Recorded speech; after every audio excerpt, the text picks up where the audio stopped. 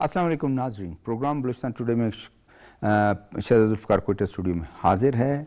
नाजरीन, आज हमारे मौज़ूआत में शामिल होंगे जो सबसे बड़ी खबर आज दुनिया में है, वो है इसराइल का ईरान पर हमला, उनकी तनसीबात, उनकी आला फौजी क़यादत और उनके साइंसदानों को निशाना बनाया। अब तक की जो इतलात है उसमें उनके जो फ़ौज के मुसल्लह फ़ौज के जो सरबराह हैं मोहम्मद बाकरी, वो उसमें शहीद हुए और उनके इनकलाब जो पासदारान के इनकलाब के जो हेड हैं, जो चीफ कमांडर हैं मोहम्मद सलामी, वो उसमें शहीद हुए और उसके अलावा 6 साइंसदानों को निशाना बनाया।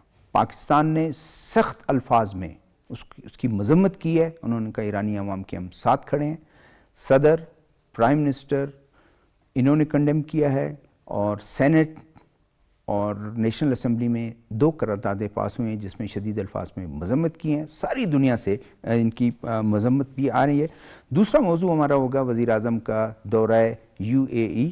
वहाँ पर उन्होंने एक फोरम पे शिरकत की है, लंदन टेक्निक वीक 2025, और उसमें प्राइम मिनिस्टर ने कहा है कि नॉलेज बेस्ड इकोनॉमी को हमने प्रमोट करना है। यूथ एम्पावरमेंट की उन्होंने बात की है, डिजिटल ट्रांसफॉर्मेशन की बात की। उन्होंने कहा ये हमारा बिल्कुल अनरिजॉल्व, बिल्कुल हमारा जो है वो है कि हम इसको हर हालत में जो है ना इसको प्रमोट करेंगे।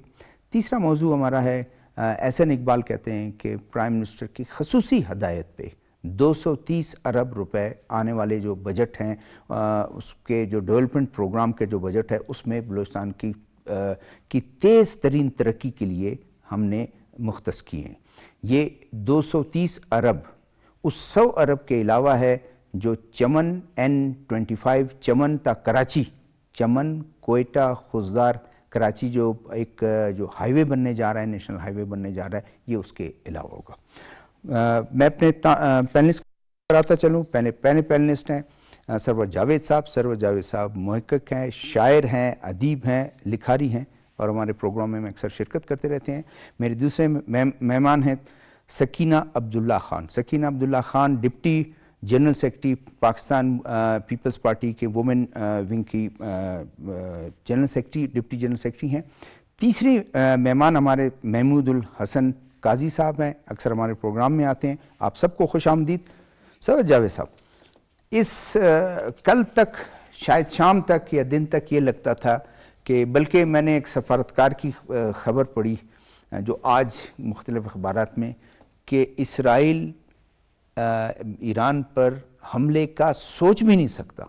तो मेरी राय भी थोड़ी सी वो हुई कि इतना एक रिटायर्ड सफारतकार ये कह रहा है, लेकिन सुबह जब अर्ली उठने वालों ने जब देखा तो वो तो बिल्कुल मंजर ही बदल गया कि उन्होंने न सिर्फ उन एरियाज को हिट किया बल्कि उनके मुसल्लह अफवाज के सरबराह को, उनके पासदार इनकलाब के सरबराह को, साइंसदानों को, तनसीबात को। कैसे देखते हैं उसको? बहुत शुक्रिया शहजादा जुल्फ़िकार। अगर हम बैनुल-अक़वामी तनाजुर में इनको देखें तो ये चीज़ें होने जा रही थीं और इसके लिए तैयारी भी की जा रही थी। मशरक़ वस्ता की सूरत हाल को अनसर्टन किया जा रहा था, उसमें अदम इस्तेहकाम लाया जा रहा था। इसके अलावा जो बात ख़ास तौर से तवज्जो के काबिल है वो ये है कि अमेरिका और ईरान के दरमियान जौहरी जो मुआहदे हैं, ये इंटरनेशनल मीडिया ने बड़ा सवाल उठाया। ये बड़ा सवाल था कि उठाया उन्होंने कि ये क्यों हुआ है और ऐसे वक्त। यही हम कह रहे हैं ना कि अब जब हमला हो गया और आपका कहना ठीक है कि पासदारान इनकलाब के सरबराह की शहादत, फिर आर्मी चीफ की शहादत, फिर उसके बाद साइंसदानों को निशाना बनाना, फिर उसके बाद जौहरी तनसीबात को निशाना बनाना, ये एक ऐसा जारहाना इक़दाम है जिसके बारे में अमेरिका ने कहा कि जी वो ईरान की एक तरफा कार्रवाई है, उन्होंने अपने तौर पर की है, हमारा उसमें कोई हाथ नहीं है। इसराइल ने यह कहा कि हमने हमला करने से पहले अमेरिका को ये इत्तला दे दी थी। तो ये इन चीज़ों को जब हम एक जगह करके यकजा करके देखते हैं तो हमें ये देखने को मिलता है कि जारे कुव्वतें जो भी हैं, इसराइल है, जारे है, दहशतगर्द है, इंडिया है, जारे है, दहशतगर्द है, ان کی ہائی ہینڈڈنس کو روکنے کے لیے وہ کوششیں عالمی برادری نہیں کر پا رہی جن کی اشد ضرورت ہے، اور اگر عالمی برادری نے اپنا کردار اس میں ادا نہ کیا تو اس بات کا خدشہ موجود ہے کہ یہ جنگ جو ہے یہ مشرق وسطیٰ کے علاوہ جنوب مشرقی ایشیا اور ہمارے علاقائی استحکام کو بھی نقصان پہنچائے گی۔ اس کے لیے بہت ضروری ہے کہ عالمی برادری دیکھے اس کو، اقوام متحدہ دیکھے، اور جیسے کہ ایران کی باری ہے تو وہ جو آرٹیکل 51 ہے اس کے تحت وہ اپنے دفاع کا حق محفوظ رکھتا ہے، لیکن مسئلہ یہ ہے کہ یہ کوئی کنونشنل وار نہیں ہے کہ فوجیں دو آپس میں لڑیں گی، بہت بڑا فاصلہ ہے، فارمیشن ہوں گی، اس کے بعد ٹائم لگے گا، وہ آگے بڑھیں گی۔ فضائی جنگ ہے، اب تو ڈرون اور میزائل، بالکل۔ بلکہ اب ہمارے جو ڈپٹی پرائم منسٹر ہیں اسحاق ڈار صاحب، جن کے پاس قلمدان ہے ان کا وزارت خارجہ کا، انہوں نے کہا 200 طیاروں نے حصہ لیا، 200 طیاروں نے اس وقت حملہ کیا علیہ صبح آج ایران پر، اور یعنی ان کی پوری فضائیہ جو ہے وہ اس پر لگ گئی۔ اب مسئلہ یہ ہے کہ کیا ایران کے پاس وہ فائر پاور فضائیہ کی اویلیبل ہے کہ جو ڈائریکٹ ہٹ کر سکے جا کے اسرائیل کو، یا جو برادر ملک ہیں وہاں سے کچھ کرنا ان کے لیے آسان ہوگا۔ ایران میں جب بھی کبھی اس طرح کی کارروائی کی گئی، اسماعیل ہانیہ کو دیکھ لیں گے آپ، یا کوئی اور چیزیں جو ہیں، مجھے یہ بات ابھی تک سمجھ میں نہیں آتی کہ ایران میں کسی بھی شخصیت کو نشانہ بنانا اتنا آسان کیوں ہو جاتا ہے۔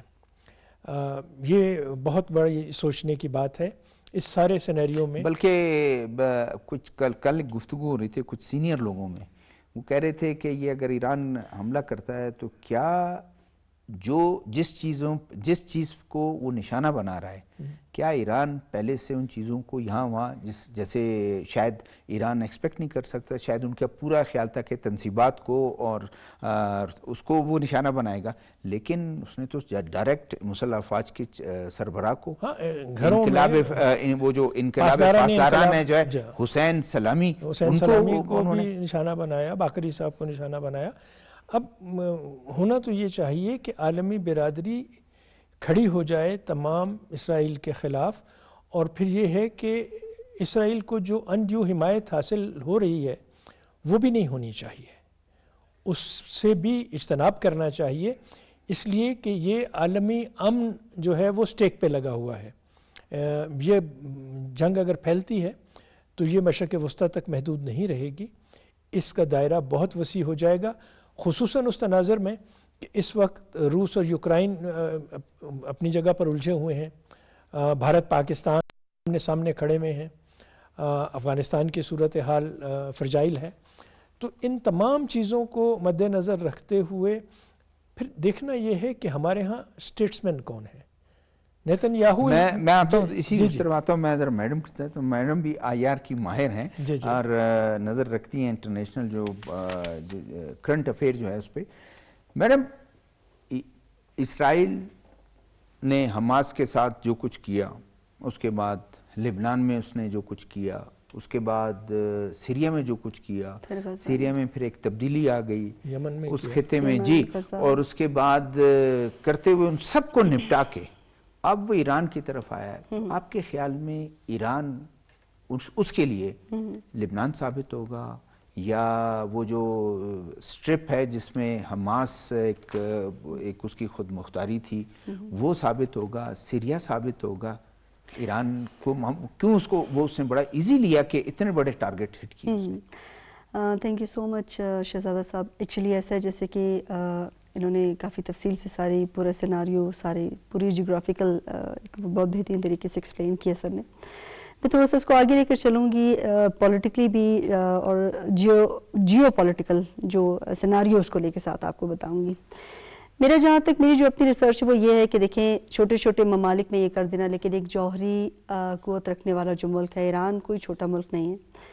ایران کی بھلے میں مانتی ہوں کہ تنصیبات کو انہوں نے نشانہ بنایا، ان کے کمانڈرز کو انہوں نے شہادت ان کی ہوئی، اور اس کے ساتھ ساتھ جو ان کے سائنٹسٹ ہیں وہ شہید ہوئے، لیکن آپ کو کیا لگتا ہے کہ کوئی بھی ایک بڑا کنٹری اگر وہ اپنی سوورنٹی کے لیے، وہ اپنی سالمیت کے لیے، وہ اپنی ملکی تمام اس کے لیے اتنے سال تک اس پر پابندی رہی، اس کے باوجود وہ اپنی اکانومی کو، اپنی ہر چیز کو بہت بہترین طریقے سے رن کرتا رہا، ٹریڈنگ کرتا رہا.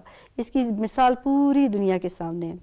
اس کے باوجود وہ اپنے سٹینڈرڈز کو، اپنی تمام چیزوں کو اس سے پیچھے نہیں ہٹا. اس کا یہ مطلب ہے کہ وہ اپنی جگہ، وہ ملک سٹرونگ ہے، وہ اپنی سوورنٹی کی، اپنی باؤنڈریز کی حفاظت کر سکتا ہے.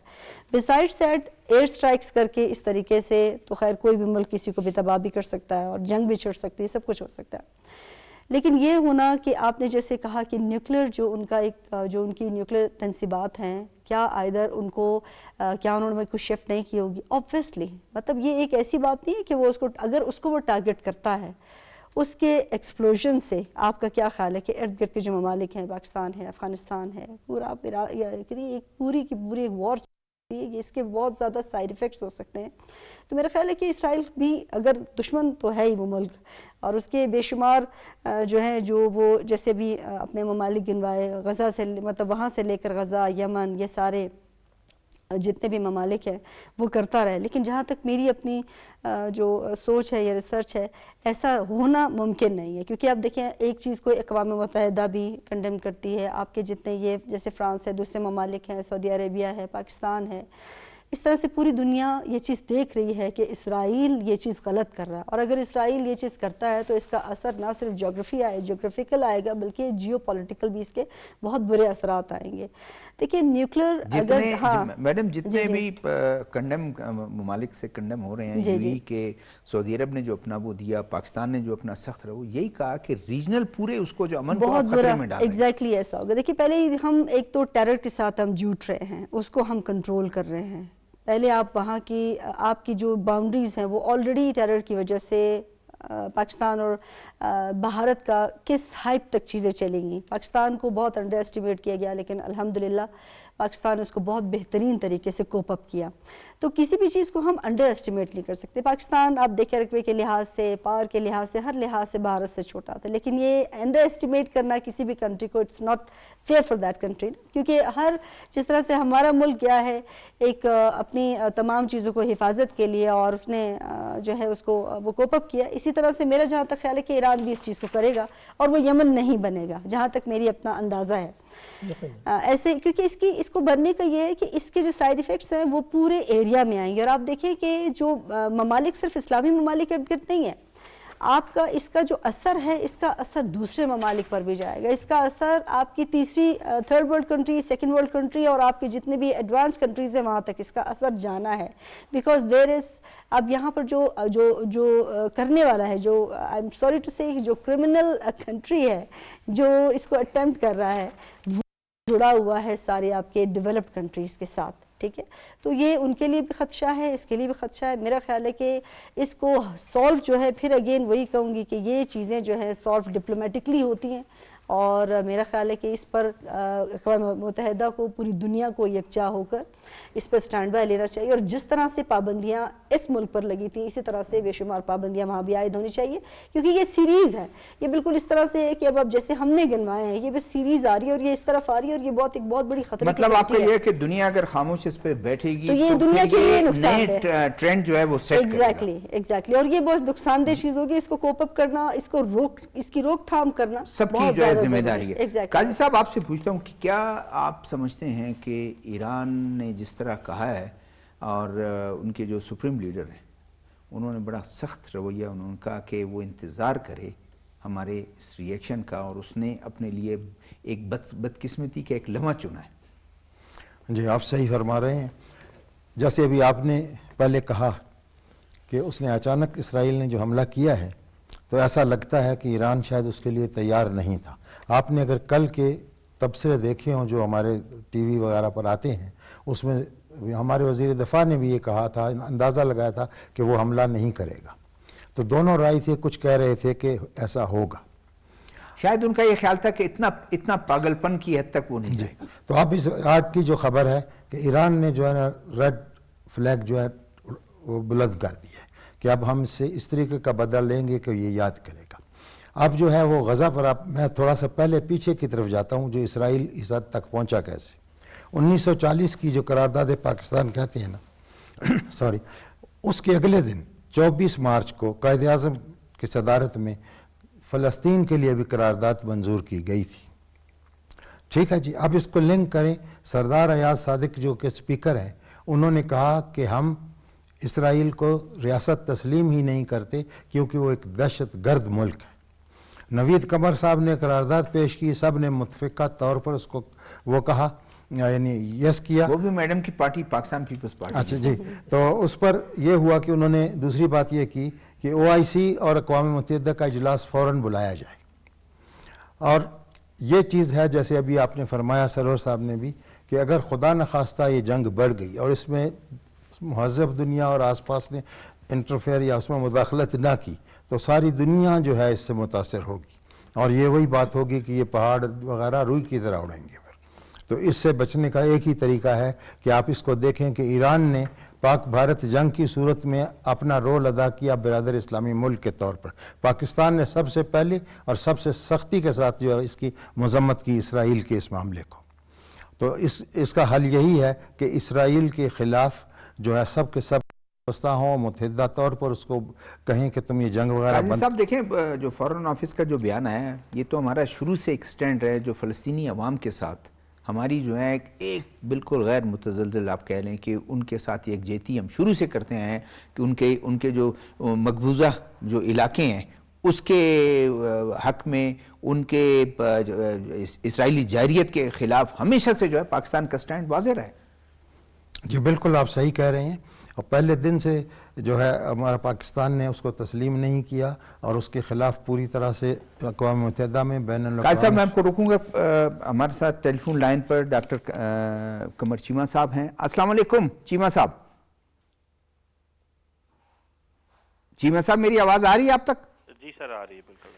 چیمہ صاحب ایک کل تک صرف ہم یہ کہہ سکتے تھے کہ جنگ کے بادل منڈلا رہے تھے, کل تک ہم کہہ سکتے تھے, لیکن شاید بہت سے لوگ ایکسپیکٹ نہیں کر سکتے تھے کہ اس پاگل پنت کی حد تک بھی اسرائیل جا سکتا ہے. اور اس نے آج کیسے دیکھتے ہیں کہ آئندہ کیا آپشنز رہ گئے ہیں ایران کے پاس ابھی؟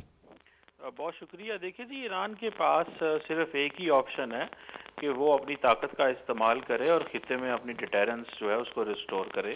اس وقت تو آپ دیکھیں کہ جو کچھ اسرائیل نے کیا ہے وہ بین الاقوامی قوانین کی خلاف ورزی ہے. ایسے تو بھارت نے کیا تھا جو اسرائیل نے کیا ہے. ہم نے تو آپ کو یاد ہے کہ جو 10 مئی پچھلے مہینے جو کیا تو اس خطے میں ڈیٹرنس ریسٹور کی, اپنی ملٹری کیپیبلٹی دکھائی, will of the nation and state دکھائی. میں سمجھتا ہوں کہ ایران کے پاس کوئی چوائس نہیں ہے کہ اس کو چاہیے کہ اپنی جو کیپیبلٹی ہے وہ شو کرے. ایک بات. دوسرا یہ ضروری ہے کہ ایران کے کیونکہ جو ایران کے مزاحمتی گروپ تھے پورے خطے کے اندر جنہیں پراکسیز بھی کہا جاتا ہے وہ ساری کی ساری انڈر اٹیک تھیں اور ان کو بہت حد تک اسرائیل نے کمزور کر دیا تھا. تو اب وہ سمجھتے ہیں کہ یہ موقع ہے کہ ایران کو ڈائریکٹ ہٹ کیا جائے. اور جو ابھی امریکی صدر کا بھی بیان آیا ہے تو لگتا ہے کہ جو ایران اور امریکہ کی جو ٹاکس تھیں وہ تو ختم ہو گئیں. اب ایک نئی چیز ہے جو جنگ جو ہے وہ شروع ہو گئی ہے. سو ایران کے پاس ایک ہی چوائس ہے کہ اپنی طاقت کا استعمال کرے, بتائے کہ اس کے پاس جو میزائل پاور ہے یا اس کی جو ٹیکنالوجی ہے, اس کی جو ملٹری کی کیپیبلٹی ہے وہ کتنی ہے. اور دوسری بات یہ ہے کہ جنگ ہونے پہ یا حملے کے شروع کے پہلے کچھ لمحوں کے اندر ہی ایران کی جو ٹاپ ملٹری لیڈرشپ کو جو ہے انہوں نے ہٹ کی ہے. تو میں سمجھتا ہوں یہ ایک انتہائی امپورٹنٹ چیز اس سینس میں ہے کہ ایسے لگتا ہے کہ جو اسرائیلی ہیں وہ ایران کے اپریٹس کے بہت اندر آ چکے ہوئے ہیں اور انہیں بہت زیادہ پتہ ہے کہ اندر کیا ہو رہا ہے اور کس طرح کی چیزیں چل رہی ہیں. سو یہ ایک شہزادہ صاحب بڑا مشکل وقت ہے. آپ کو یاد ہوگا کہ ٹرمپ صاحب نے جب تھوڑے دیر پہلے اسٹیٹمنٹ میں کہا کہ کچھ سال پہلے جب ٹرمپ صاحب آئے تھے تو قاسم سلیمانی کو اسیسینیٹ کیا عراق میں.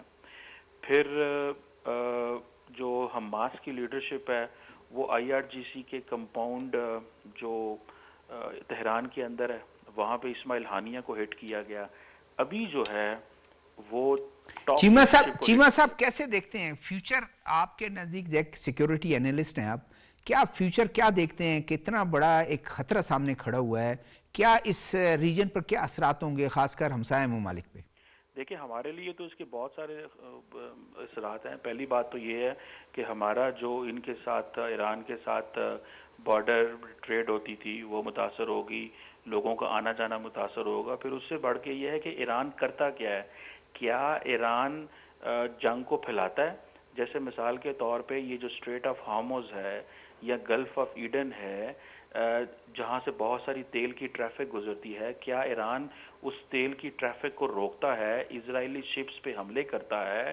امریکہ کی کیا انسٹالیشنز پہ حملے کرتا ہے؟ یہ سوال پتہ چلے گا کہ ایران کا رسپانس کیسا آتا ہے. یہ تب جا کے ہم ایکسپلین پورا اچھے سے کر سکتے ہیں کہ کیا چوائسیز ہیں یا خطے میں کیا ہوگا. باقی ہم تو کیونکہ امیڈیٹ نیبر ہیں, ہم تو ظاہری بات ہے ڈائریکٹلی اس سے متاثر ہوں گے. بلوچستان کی ایک لمبی سرحد جو ہے وہ اس کے ساتھ لگتی ہے, تو وہ تو ہم تو متاثر ہوں گے, باقی بھی خطے کے ممالک متاثر ہوں گے. سی لینز, کمیونیکیشن لینز جو ہیں وہ متاثر ہوں گی. انٹرنیشنل میری ٹائم ٹریفک اس سے بڑی متاثر ہو سکتی ہے. سو یہ ایک شہزادہ صاحب ایک بہت بڑا پنڈورا باکس. لیکن چیمہ صاحب ہمارے اور آپ کے لیے میرے خیال ہم یہ ایکسپیکٹ کریں گے کہ اتنی بڑی ان کا حملہ اور خاص کر اتنے بڑے ٹارگٹس کو انہوں نے کیا, تو میرے خیال ایران کا جو ریئیکشن ہوگا وہ شدید ہوگا. دیکھیں میں نے آپ کو بتایا شہزادہ صاحب, اس کے پاس چوائس ہی کوئی نہیں ہے. ان کے پاس کیا چوائس ہے؟ دیکھیں پچھلے 40-50 سال کی جو ایران کی جو اسٹرگل ہے against the United States and against Israel, اور جس انداز سے دیکھیں ایران نے کیا کیا تھا کہ ایران نے ساری کی ساری جو جنگ ہے نا وہ اسرائیل کے بارڈرز پہ رکھی ہوئی تھی تھرو اپنی جو مزاحمتی گروپوں کے, وہ بھلے حماس ہو, حزب اللہ ہو, ہوتھیز ہوں مڈل ایسٹ میں, ان کے ذریعے بہت ساری انگیج کرتا تھا. ایران اسرائیل نے ان کو کمزور کر کے اس جنگ میں جو پچھلے 2-3 سالوں میں ان کو اتنا کمزور کیا, اتنا ہٹ کیا کہ ان کی کیپیبلٹیز ختم ہو گئی, ان کی لیڈرشپ اڑ گئی. اب اس نے سوچا کہ یہ موقع ہے کہ میں ایران پہ حملہ کروں, کہ ایران کو اب جنگ ایران کے اندر آ گئی ہے. پہلے جنگ ایران نے ان اسرائیل کے ارد گرد رکھی ہوئی تھی اور اسرائیل کے اندر راکٹ فائر ہوتے تھے اور اس طرح کی سچویشن ہوتی تھی. اب جنگ ایران کے اندر آ گئی ہے, اور یہ جو ٹرانزیشن ہے اس کو کیا واپس ایران اس جنگ کو ادھر لے کے جائے گا اسرائیل کے بارڈرز پہ, یا یہ جنگ ادھر رہے گی؟ یہ ڈٹرمن کرے گی ایران کی ملٹری کیپیبلٹی کی اسٹرینتھ. تھینک یو چیمہ صاحب, آپ نے وقت نکالا. سر جاوید صاحب, اب دوسری جو ہمارا دوسرا موضوع ہے, اور احسن اقبال صاحب نے کہا کہ پرائم منسٹر کی خصوصی ہدایت پہ, اور انہوں نے بلوچستان کی جو ایک تیز ترقی کو تاکہ وہ ایٹ پار آئے, ہمیشہ ہر گورنمنٹ کوشش کرتی رہی ہے, اور 230 ارب روپے پی ایس ڈی پی پہ اس دفعہ میرے خیال میں سب سے زیادہ جو ہے رقم انہوں نے بلوچستان کے لیے مختص کی. اس 100 ارب کے علاوہ کیا امپیکٹ دیکھتے ہیں, اور وفاقی حکومت کا کس طرح یہ اس جسچر کو کیسے دیکھتے ہیں؟ شہزاد صاحب, حکومت میں بہت عرصہ رہنے کے بعد اپنے تجربے کی بنیاد پر یہ میں کہنا چاہتا ہوں, قاضی صاحب بھی مالیاتی ماہر ہیں, کہ جب بھی کبھی بڑی رقم مختص کی جاتی ہے تو یہ ڈپینڈ کرتا ہے کہ ہماری policy way forward for Balochistan in development sector وہ کیا ہوتا ہے. یہ بہت خوش آئند بات ہے کہ وہ 100 ارب علیحدہ ہیں, اور یہ 230 ارب کا جو P S D P Balochistan کے لیے 330 ارب روپے ہو گئے ہیں. کیا ہم اس کو بہتر طور پہ یوٹیلائز کر سکتے ہیں بلوچستان کو ترقی دے کر دوسرے صوبوں کے ایٹ پار لانے کے لیے؟ سب سے بڑا ہمارا امتحان شروع ہوگا گورنمنٹ آف بلوچستان کا, ہمارے جو ترقیاتی لوگ ہیں ان کا, کہ وہ کیا اس کو کرتے ہیں, اور اس کے پیچھے ایک بہت بڑی اور پازیٹیو پولیٹیکل ول کی ضرورت ہے. اگر ہمارے سیاسی اکابرین سنجیدگی سے اور خلوص کے ساتھ یہ سمجھیں کہ ہمیں بلوچستان کو ترقی دینا ہے ہر سطح پر, انفراسٹرکچر کی ترقی اپنی جگہ پر, مین پاور کی ترقی اپنی جگہ پر, تعلیم کی ترقی اپنی جگہ پر, اور یہ ساری چیزیں مل کر ایک ایسی سنرجی کریٹ کر کہ جس سے بلوچستان بہت تیزی سے آگے بڑھنے کے قابل ہو جائے گا. لیکن پھر میں بات وہی کروں گا کہ یہ امتحان ہے بیوروکریسی کا بھی, یہ امتحان ہے ہماری سیاسی قیادت کا بھی, یہ امتحان ہے ہمارے ڈیولپمنٹ سیکٹر کا بھی کہ کس اور طرح یہ امتحان ہمارے نوجوانوں کا بھی ہے کہ وہ کیسے آگے لے کے چلتے ہیں. سیاستدان سے پوچھتے ہیں نا آپ نے تو اب گورنمنٹ میں سیاستدان سے پوچھتے ہیں کہ ہمیشہ سے ایک بات شکایت رہی ہے بلوچستان کے لوگوں کو، سینس آف جو ایک ڈیپریویشن ہے، وہ ایک نوجوان جو ہے وہ مایوس ہے، کہتا ہے کوئی ڈیولپمنٹ نہیں ہے، روڈ نہیں ہے، بجلی نہیں ہے.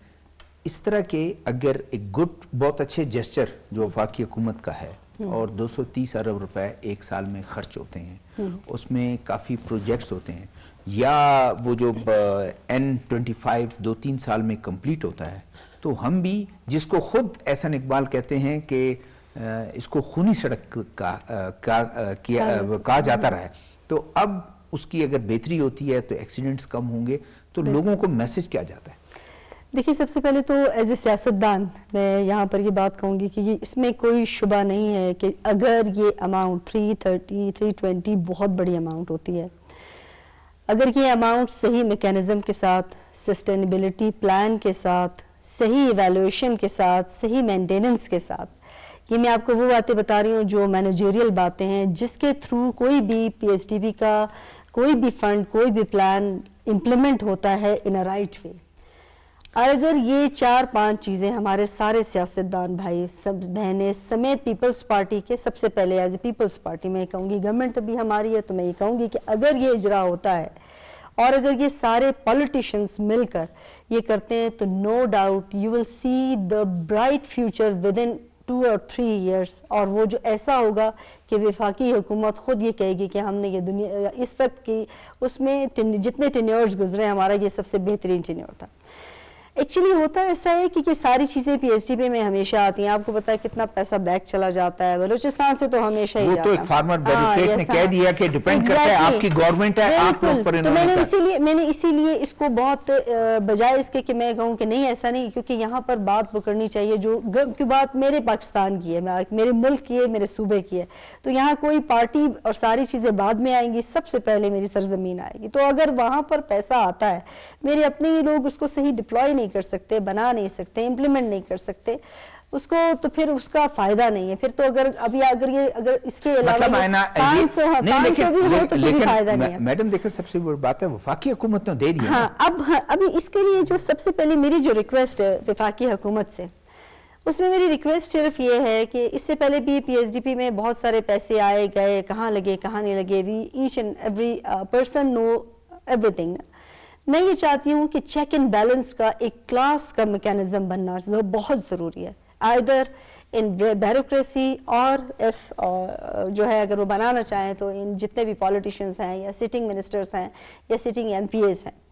تو اگر ایک ایسے چیک اینڈ بیلنس کا اور جس کے اندر جو ہے سورسفل چیزیں موو کر رہی ہوں گی، تو میرا یہ خیال ہے میری بات بہت اچھے طریقے سے آپ کو بھی سمجھ آ رہی ہوگی، اور میرا خیال ہے کہ جتنے سننے والے بہن بھائی ان کو بھی سمجھ آ رہی ہوگی. صرف سننے والے نہیں، دیکھنے والے بھی. تو کیونکہ تو یہ ساری کی ساری چیزیں جو جب وہاں پہنچیں گی اور ہوں گی تو میرا نہیں خیال بنتا کہ ہم اس کو بہت بہترین طریقے سے. قاضی صاحب سے پوچھتے ہیں، قاضی صاحب ایک پہلے بھی مختص ہوتے رہے ہیں، بلوچستان ہمیشہ ڈیمانڈ کرتا رہا ہے کہ آپ پیسے بڑھائیں، کیونکہ سر جاوید صاحب نے کہا کہ آپ بہتر اکانومی کی ان چیزوں کو جانتے ہیں. کس طرح اس کو ہم اس کو ٹرانسلیٹ کریں کہ جب یہ پروجیکٹ کمپلیٹ ہوں گے، پولیٹیکل ول اپنی جگہ کہ وہ بھی اپنے طور پر وہ دکھوں پر اس کے جو زخموں پر نمک رکھ رہے ہیں اور دکھوں کا مداوع کر رہے ہیں، پولیٹیکلی اکنامکلی ادھر یہ ہوگا تو بلوچستان کے مسئلہ کے حل کی طرف یہ بھی ایک اچھی پیش رفت ہے. افیکٹو فائنانشیل مینجمنٹ ہوگی تو کام چلے گا. آپ پرانے کونا مشق صحافی ہیں، آپ نے فوٹو دیکھا ہوگا کہ ایک صحافی نے وہ کارٹون کی طرز کی خبر بنائی تھی کہ اتنا پیسہ ماضی میں آتا رہا کہ بلوچستان کی ساری زمین کے اوپر وہ ڈالر اور نوٹ بچھا دیے جائیں تو زمین کا ایک ذرہ نظر نہیں آئے گا. لیکن کہاں گیا؟ بات یہ ہے کہ صرف ایک اور محاورہ میں بتاؤں گا کہ ٹیم ہمیشہ اپنی صلاحیتوں سے جیتتی ہے، ہارتی مینجمنٹ کی کمزوری سے.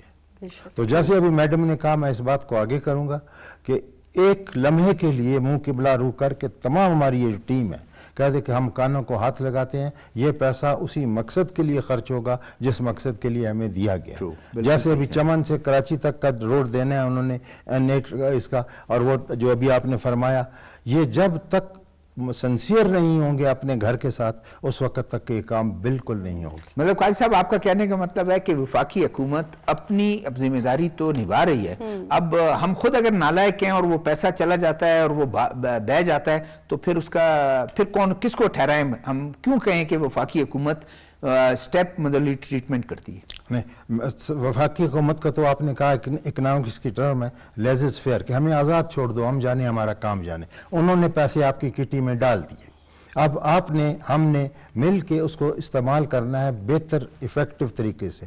احسن اقبال صاحب نے جیسے بھی پوری تفصیل بتائی کہ ایکٹیویٹی اور کنیکٹیویٹی کو بڑھایا جائے گا، اور یقیناً یہ بات صحیح ہے. اس پر پھر وہی بات آ جاتی ہے جو میڈم نے کہا، ہم اس کو آگے بڑھاتے ہیں کہ ہماری ٹیم بالکل ایک سنسیئر ہو کے کام کرے، عوام ہمارے مزدور ہمارے کام کرنے کو تیار ہے. مینجمنٹ اگر ایفیکٹو ہے اور رول آف لا ہے تو آپ دیکھیں کہ رزلٹ فوراً نظر آئے گا. ٹھیک ہے. سر صاحب، پرائم منسٹر کا ابھی دورہ جو یو کا ہے اور وہاں پر جو ہے لنڈن ٹیک ویک 2025 میں، اور کافی پرجوش نظر آئے پرائم منسٹر محمد شہباز شریف صاحب، اور انہوں نے کہا کہ مجھے بہت خوشی محسوس ہو رہی ہے کہ میں اس پاکستان جو ہے، پاکستان کی پریزنس اس پلیٹ فارم پر، اور ساتھ میں انہوں نے نالج اکانومی کی بات کی، انہوں نے ڈیجیٹل ٹرانسفارمیشن کی بات کی، انہوں نے گلوبل ٹیک انگیجمنٹ کی بات کی، انہوں نے یوتھ امپاورمنٹ کی بات کی.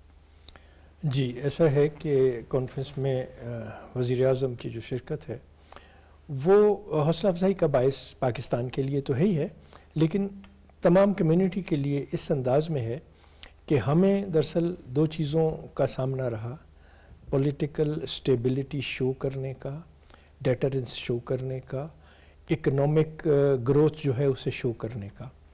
تو یہ تینوں چیزیں خوش قسمتی سے ہماری طرف آ گئی ہیں کہ ہمارے ہاں سیاسی استحکام بھی آ رہا ہے.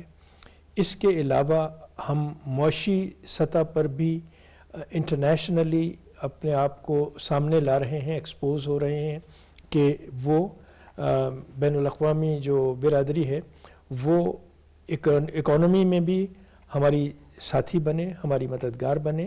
اور اس کے لیے بہت اچھا یہ موقع ہے. اور اس کے ساتھ ساتھ میں بہت اپریشیٹ کروں گا وزیر اعظم کو کہ جو وفد باہر بھیجا گیا ہے بلاول بھٹو صاحب کی سربراہی میں، اس نے دنیا کی توجہ پاکستان کے صحیح سٹانس کی طرف مبذول کرانے میں کامیابی حاصل کی ہے. وہ ہم یہی بتانا چاہتے ہیں کہ پاکستان ایک پرامن ملک ہے، امن کی خواہش رکھتا ہے، معاشی استحکام کی طرف گامزن ہے. جو لوگ بھی ہمارے ساتھ معاشی تعاون میں آئیں گے وہ ان کے لیے یہ سازگار ماحول مہیا ہوگا اور اس کے لیے کام آگے بڑھتا رہے گا. جہاں تک یہ جو ڈیجیٹل اکانومی کا تعلق ہے، لرننگ کا تعلق ہے، نالج بیس چیزوں کا تعلق ہے، اس میں ہمارے نوجوان جس حد تک انگیج ہوں گے، گورنمنٹ فیسیلیٹیٹ کر رہی ہے اب بھی نوجوانوں کو باہر بھیجنے کے لیے، ٹریننگ کرنے کے لیے، اتھینٹیکیٹ کرنے کے لیے، اور ہمارے لیے عالمی مارکیٹ جو ہے وہ کھلی ہوئی ہے. اب سوال یہ آتا ہے کہ کیا ہم تعلیم کے میدان میں نوجوانوں کو وہ فیسیلیٹی دے سکتے ہیں، ان کو ہم چینلائز کر سکتے ہیں، ان کی صلاحیت. ٹائم بالکل مختصر ہے، میں بالکل آپ کو بالکل میڈم کی طرف جاؤں گا. دیجیے کہ میڈم 1000 پرائم منسٹر نے اناؤنس کیا تھا کہ 1000 ایگریکلچر گریجویٹس کو ہم بھیجیں گے، جس میں 300 چلے گئے ہیں. شاید اسی مہینے کے آخر تک دوسرا بیچ چلا جائے، پھر شاید تیسرا بیچ چلا جائے. تو ایک موجودہ حکومت کی ایک وہ ہے کہ ہم تعلیم کو بیس بنا کر، ٹیکنالوجی کو بیس بنا کر ترقی چاہتے ہیں اور نوجوانوں کو انگیج کرنا چاہتے ہیں. بالکل لکیلی میں آپ کے اس پروگرام میں جب یہ اناؤنس ہوا تھا اس پروگرام میں شامل تھی، اور اس وقت بھی میں نے یہ کہا تھا کہ یہ بہت ہی مطلب میں یہ نہیں دیکھ رہی ہوں کہ یہ شاید نون لیگ کا یا کسی اور کا ہے، میں یہ دیکھ رہی ہوں کہ پرائم منسٹر کا towards Pakistan, towards Balochistan, madam ایک بہت بہترین شامل ہیں کانسٹیٹیوشنل پوسٹوں پر تو آپ ہیں نا؟ جی بالکل، لیکن بہت بہترین اقدام ہے. جیسے کہ ابھی انوویشن کے لحاظ سے آپ کو پتہ ہے پوری دنیا اے آئی آٹومیشن کے اوپر ابھی کام کر رہی ہے.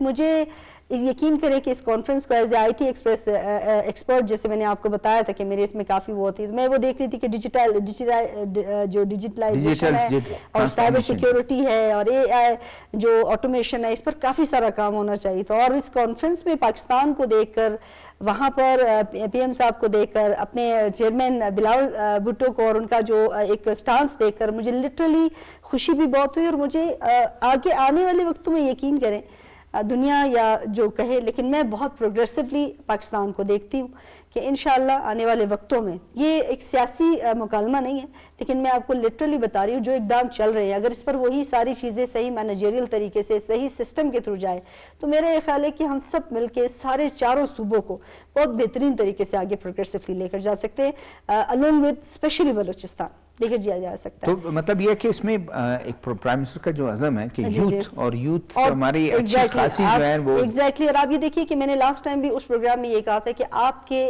اس علاقے کا بلوچستان میں یہ جو ٹیرر ہے، یہ جو بہت ساری چیزیں ہیں جو یوتھ کو کہاں سے کہاں لے کر جا رہی ہیں، یہ آٹومیٹکلی اتنا پیسفل پلیس بن جائے گا کہ آپ دیکھیں گے کہ جو چاہے پہاڑ پہ بیٹھا ہوا ہے، زمین پہ بیٹھا ہوا ہے، وہ آئے گا اور اسی ملک کو اور اسی صوبے کو سرو کرے گا. ٹھیک ہے. قاضی صاحب آپ کی طرف آتا ہوں کہ یوتھ امپاورمنٹ کی پرائم منسٹر بات کرتے ہیں، نالج بیسڈ اکانومی کی وہ بات کرتے ہیں، ڈیجیٹل ٹرانسفارمیشن کی بات کرتے ہیں اور گلوبل ٹیک انگیجمنٹ کی بات کرتے ہیں.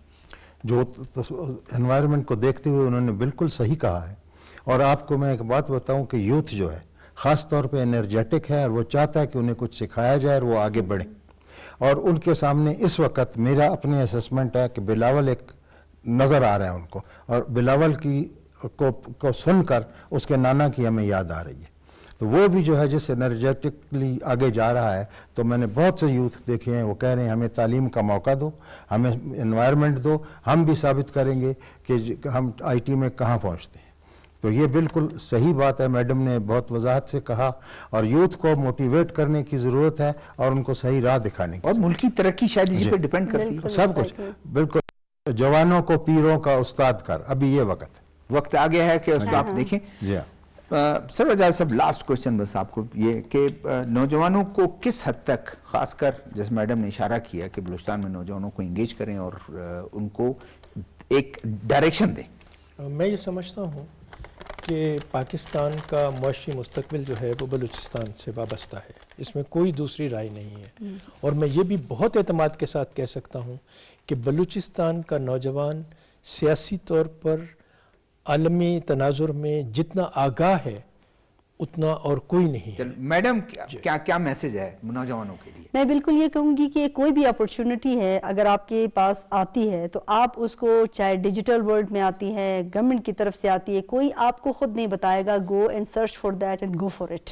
اور جائیں اس کو اویل کریں اور اپنی ہوم لینڈ کو سرو کریں اور خود کو اور ساری فیملی کو بنائیں. جی سر. نوجوانوں کی ہمارا میسج یہی ہے کہ نوجوانوں کا کہ ان کے بزرگوں کا فرض زیادہ بن رہا ہے کہ اپنے نوجوانوں کو صحیح راہ پہ ڈالیں، تعلیم کی طرف ڈالیں. اور جتنی زیادہ تعلیم وہ حاصل کریں گے شوق بڑھتا جائے گا. اور آپ دیکھ لیں کہ بیرون ملک والوں نے ہمارے ان کی تعریف کی ہے جو آگے تک پہنچے. آپ دیکھ لیں کہ ایک چھوٹا ملک وسائل کا کم، قدیر خان ایک نام بنا ہے دنیا میں. اسی طریقے سے اب جو بھارت کے ساتھ ہوا ہے، بھارت کے 12 بجے ہیں تو ساری دنیا نے تعریف کی ہے. تو یہ وہ نوجوان ہیں جنہوں نے اس کے پیچھے پس پردہ کام کیا. ٹھیک ہے. سر جاوید صاحب آپ کا شکریہ، سکینہ عبداللہ خان آپ کا شکریہ، قاضی صاحب آپ کا شکریہ، ہمارے ساتھ ڈاکٹر قمر چیمہ صاحب تھے ان کا شکریہ. ناظرین کوشش ہم نے کی کہ آج جو ہمارے ساتھ سیاستدان بھی موجود تھے، ہمارے ساتھ فارمر بیوروکریٹ بھی موجود تھے، ایک ماہر ایکسپرٹ موجود تھے اپنے ریلیونٹ فیلڈ کے، اور ڈاکٹر چیمہ صاحب کی بھی گفتگو آپ نے سنی کہ ایران پر حملہ کتنا مہنگا اس کو پڑے گا، پورے ریجنل کیا ہے، اس میں کیا تبدیلیاں آ سکتی ہیں. پرائم منسٹر کا دورہ ہم نے ڈسکس کیا، یوتھ انگیجمنٹ کی ہم نے جو بات کی وہ بھی. آنے والے پروگرام تک شہزاد ذوالفقار کو اجازت دیجیے گا. اللہ حافظ.